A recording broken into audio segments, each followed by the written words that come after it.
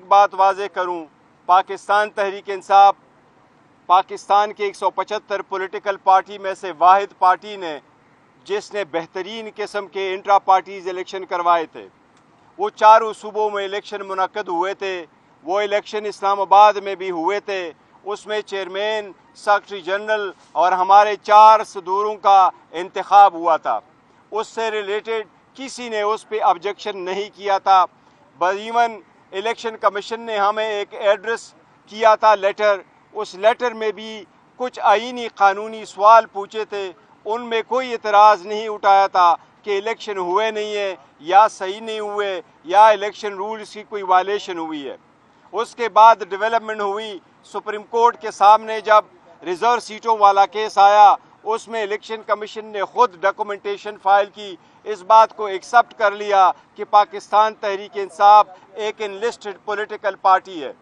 اس میں وہ ڈاکومنٹس بھی لگائے تھے جو میں نے as a chairman P T I issue کیے تھے اور اپنے کینڈیڈیٹ کو ٹکٹ ایشو کیے تھے، اس کو بھی سپریم کورٹ نے ایکسپٹ کر لیا تھا اور ہمارے 39 کینڈیڈیٹ کا نوٹیفیکیشن کروایا تھا۔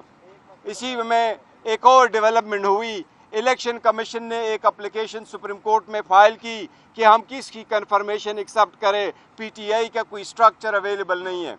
یہ بات غلط تھی کیونکہ ہمارا سٹرکچر اویلیبل ہے، ڈاکومنٹس الیکشن کمیشن کے سامنے تھے، لہٰذا ہم نے الیکشن کمیشن کے سوال کا اپلیکیشن کا جواب سپریم کورٹ میں فائل کیا تھا۔ اس پہ سپریم کورٹ نے 14 سپٹمبر کو الیکشن کمیشن کو آرڈر کیا کہ آپ ریزرو سیٹوں والی کا چھوڑ آپ یہ جو موجودہ 40 MNAs ہے ان کا نوٹیفیکیشن کر لے۔